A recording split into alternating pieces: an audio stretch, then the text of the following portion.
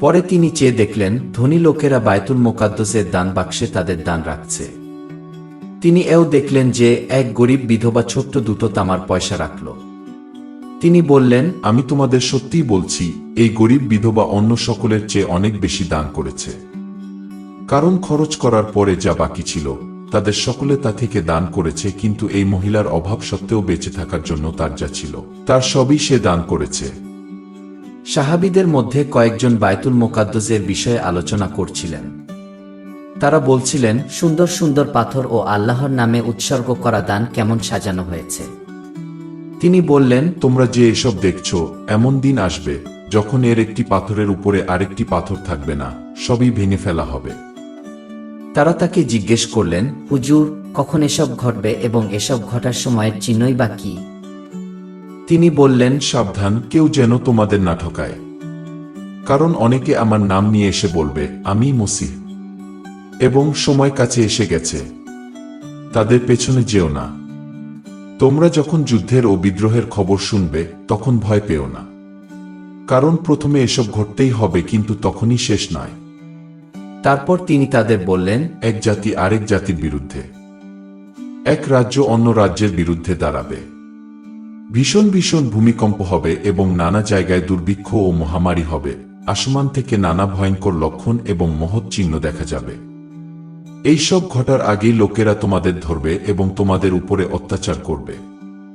বিচারের জন্য তারা তোমাদের সিনাগোগে নিয়ে যাবে ও জেলখানায় দেবে, এবং আমার নামের জন্য বাদশাহদের ও গভর্নরদের সামনে তোমাদের নেওয়া হবে।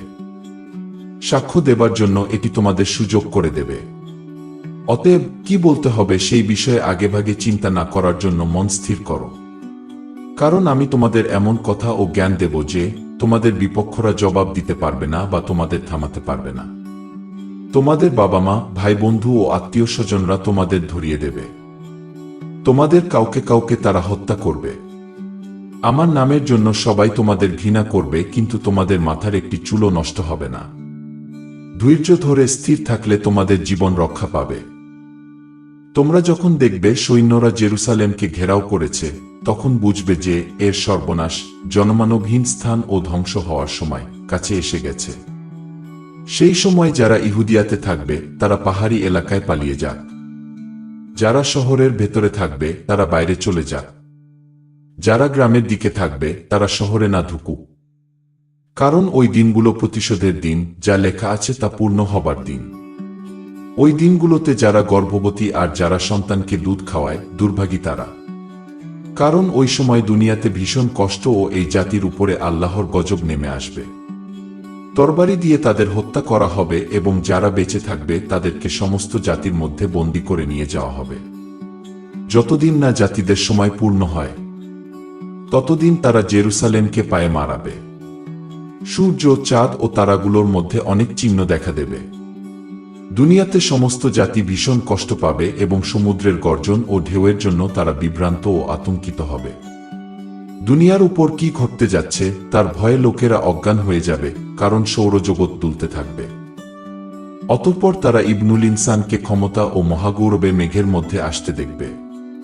এসব ঘটনা যখন ঘটতে শুরু করবে, তখন তোমরা সোজা হয়ে ও মাথা তুলে দাঁড়াবে, কারণ তোমাদের মুক্তির সময় কাছে এসেছে।